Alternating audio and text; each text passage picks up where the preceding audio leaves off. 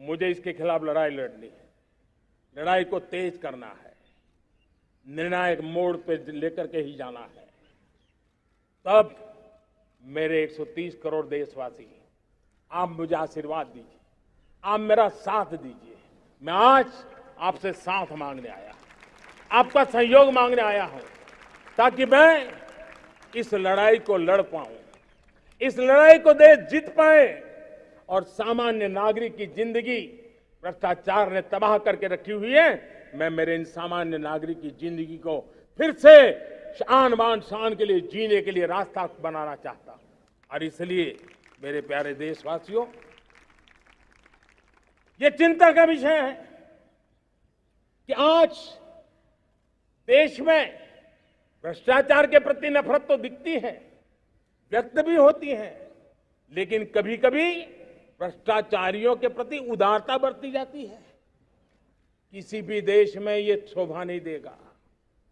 और कई लोग तो इतनी बेशर्मी तक चले जाते हैं कि कोर्ट में सजा हो चुकी हो, भ्रष्टाचारी सिद्ध हो चुका हो, जेल जाना तय हो चुका हो, जेल गुजार रहे हो, उसके बावजूद भी उनका महिमा मंडन करने में लगे रहते हैं, उनकी शान शौकत में लगे रहते हैं, उनकी प्रतिष्ठा बनाने में लगे रहते हैं।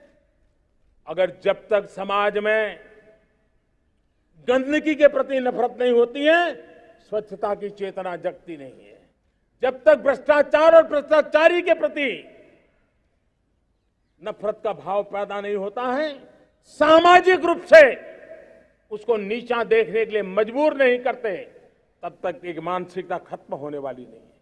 और इसलिए भ्रष्टाचार के प्रति भी और भ्रष्टाचारियों के प्रति भी हमें बहुत जागरूक होने की जरूरत है। दूसरी एक चर्चा मैं करना चाहता हूं, भाई भतीजावाद।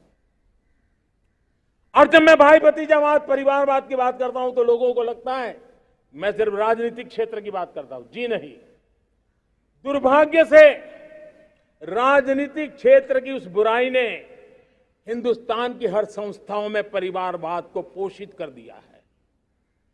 परिवारवाद हमारी अनेक संस्थाओं को अपने में लपेटे हुए है और उसके कारण मेरे देश की टैलेंट को नुकसान होता है, मेरे देश के सामर्थ्य को नुकसान होता है। जिनके पास अवसर की संभावनाएं हैं, वो परिवारवाद, भाई भतीजे के बाद बाहर रह जाता है। भ्रष्टाचार का भी कारण ये भी एक बन जाता है, ताकि उसका कोई भाई भतीजे के कार्य आसरा नहीं है तो लगता है चलो भाई कहीं से खरीद करके के जगह बना लूं। इस परिवारवाद से, भाई भतीजावाद से हमें हर संस्थाओं में एक नफरत पैदा करनी पड़ी होगी, जागरूकता पैदा करनी होगी, तब हम हमारी संस्थाओं को बचा पाएंगे। संस्थाओं के उज्जवल भविष्य के लिए बहुत आवश्यक है। उसी प्रकार से राजनीति में भी परिवारवाद ने देश के सामर्थ्य को सबसे सारा अन्याय किया है। परिवारवादी राजनीति परिवार की भलाई के लिए होती है, उसको देश की भलाई से कोई लेना देना नहीं होता है। और इसलिए लाल किले की प्राचीर से तिरंगे झंडे के आन बान शान के नीचे भारत के संविधान का स्मरण करते हुए मैं देशवासियों को खुले मन से कहना चाहता हूं, आइए हिंदुस्तान के राजनीति के शुद्धिकरण के लिए भी, हिंदुस्तान की सभी संस्थाओं के शुद्धिकरण के लिए भी हमें देश को इस परिवारवादी मानसिकता से मुक्ति दिला करके योग्यता के आधार पर देश को आगे ले जाने की ओर बढ़ना होगा। यह अनिवार्यता है, वरना हर किसी का मन कुंठित रहता है कि मैं उसके लिए योग्य था, मुझे नहीं मिला क्योंकि मेरा कोई चाचा, मामा, पिता, दादा, दादी, नाना, नानी कोई वहां थे नहीं। ये मनस्थिति किसी भी देश के लिए अच्छी नहीं। मेरे देश के नौजवानों, मैं आपके उज्जवल भविष्य के लिए, आपके सपनों के लिए, मैं भाई भतीजावाद के खिलाफ लड़ाई में आपका साथ चाहता हूं। परिवारवादी राजनीति के खिलाफ लड़ाई में मैं आपका साथ चाहता हूं। ये संवैधानिक जिम्मेवारी मानता हूं मैं ये लोकतंत्र की जिम्मेवारी मानता हूं मैं। ये लाल किले के प्राचीर से कही गई बात की ताकत मैं मानता हूं और इसलिए मैं आज आपका अवसर चाहता हूं। हमने देखा पिछले दिनों खेलों में, ऐसा तो नहीं है कि देश के पास पहले प्रतिभाएं नहीं रही होंगी। ऐसा तो नहीं है कि खेलकूद की दुनिया में हिंदुस्तान के नौजवान, हमारे बेटे बेटियां कुछ कर नहीं सकते। लेकिन सिलेक्शन भाई भतीजेबाद की चैनल से गुजरते थे और उसके कारण वो खेल के मैदान तक, उस देश तक तो पहुंच जाते थे। जीत हार से उन्हें लेना देना नहीं था। लेकिन जब ट्रांसपेरेंसी आई, योग्यता के आधार पर खिलाड़ियों का चयन होने लगा, पूर्ण पारदर्शिता से खेल के मैदान में सामर्थ्य का सम्मान होने लगा, आज देखिए दुनिया में खेल के मैदान में भारत का तिरंगा फहरता है, भारत का राष्ट्रगान गाया जाता है, गर्व होता है और परिवारवाद से मुक्ति होती है, भाई भतीजावाद से मुक्ति होती है, तो ये नतीजे आते हैं। मेरे प्यारे देशवासियों, ये ठीक है, चुनौतियां बहुत हैं। अगर इस देश के सामने करोड़ों संकट हैं तो करोड़ों समाधान भी है और मेरा 130 करोड़ देशवासियों पर भरोसा है।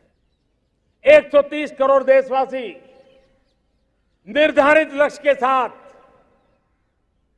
संकल्प के प्रति समर्पण के साथ, जब 130 करोड़ देशवासी एक कदम आगे रखते हैं ना, तो हिंदुस्तान 130 करोड़ कदम आगे बढ़ जाता है। इस सामर्थ्य को लेकर के हमने आगे बढ़ना है।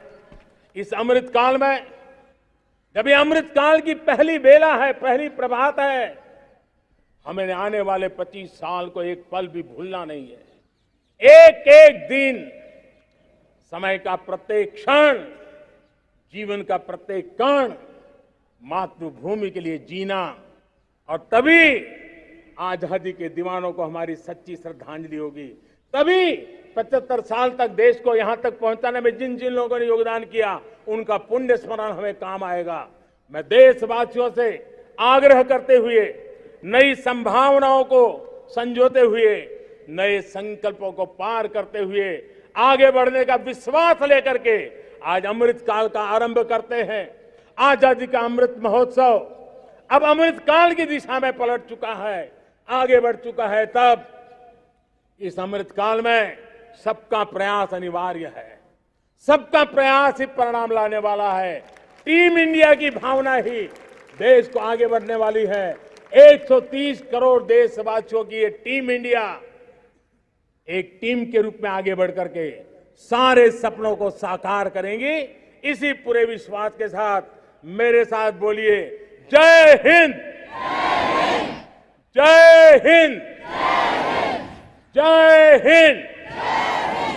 भारत माता की, भारत माता की, भारत माता की, वंदे वंदे वंदे। बहुत बहुत धन्यवाद।